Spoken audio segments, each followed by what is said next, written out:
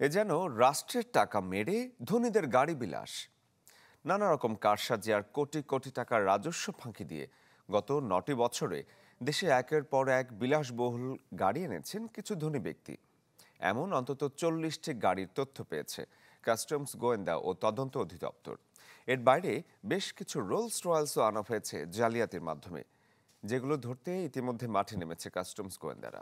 ফখরুল ইসলামের রিপোর্ট।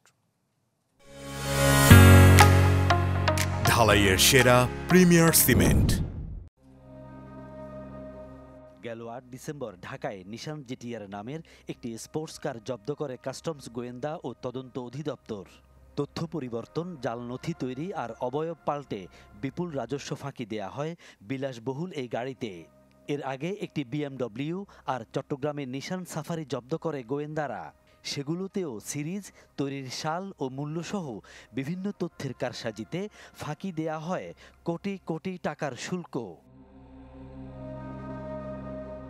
কেবল এই তিনটিই নয়, সরকারের চোখ ফাঁকি দিয়ে মার্সিডিজ বেঞ্জ এবং অডি সহ এমন অসংখ্য বিলাসবহুল গাড়ি দেশে এসেছে। ২০১৫ সাল থেকে যে সংখ্যা অন্তত ৪০, যেগুলোর খোঁজে মাঠে নেমেছে গোয়েন্দারা।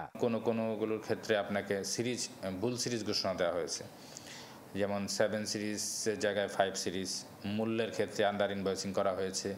তারপরে আপনার ইয়ার অফ ম্যানুফ্যাকচারিং এগুলির ক্ষেত্রে ভুল তথ্য দেওয়া হয়েছে।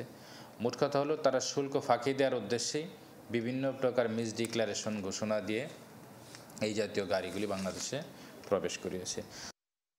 তথ্য বলছে, কিছু ব্যবসায়ী ও বিত্তশালী ইউরোপ থেকে আনছেন সর্বোচ্চ ৮২৭% শুল্কের এইসব গাড়ি, কিন্তু আমদানি, বিক্রি ও ব্যবহারে নিচ্ছেন বহুমুখী ছল চাতুরির আশ্রয়। যেমন ব্র্যান্ড নিউ গাড়ি তৈরির ১ বছরের মধ্যে আমদানির বাধ্যবাধকতা থাকলেও ঘটছে ব্যত্যয়। পুরনো কিংবা ব্যবহৃত গাড়ি নতুন হিসেবে আনলেও কূটকৌশলে দিচ্ছেন সর্বনিম্ন ১২৭% শুল্কও। পরীক্ষণে চেসিস নম্বর সন্নিবেশ বাধ্যতামূলক থাকলেও কাস্টমসে তা এড়িয়ে যাবার ঘটনাও ঘটছে। এসব জালিয়াতিতে রাষ্ট্র হারাচ্ছে বিপুল রাজস্ব। এগুলোও তদন্ত করে আইনগতভাবে আমরা সেটাও ব্যবস্থা নেওয়া হবে। এবং এটুকু বলতে পারি যে এক্ষেত্রে যদি আমাদের কোনো কর্মকর্তার কোনো রকমের ইনভলভমেন্ট থাকে, সেগুলো অবশ্যই আমরা ব্ল্যাক অ্যান্ড হোয়াইট নিয়ে এসে সরকারি যে শৃঙ্খলা আপিল বিধিমালা আছে সেই অনুযায়ী ব্যবস্থা নেওয়া হবে। দেশে বর্তমানে যে ১০-১১টি রোলস রয়েস রয়েছে, তার ৪-৫টি আসে সদ্য বিদায়ী ২০২৪-এ। ভয়াবহ অভিযোগ হলো, এই গাড়িগুলো তেলের পরিবর্তে বৈদ্যুতিক কার ঘোষণায় আনা হয়। তাতে এক একটি গাড়ির শুল্ক নামে মাত্র ৪ কোটিতে, অথচ একটি রোলস রয়েসের প্রকৃত শুল্ক ৩৫ থেকে ৪০ কোটি টাকা। এখন এসব গাড়ির ব্যাপারেও অনুসন্ধান শুরু করেছে কাস্টমস গোয়েন্দারা। ফখরুল ইসলাম, চ্যানেল 24, চট্টগ্রাম।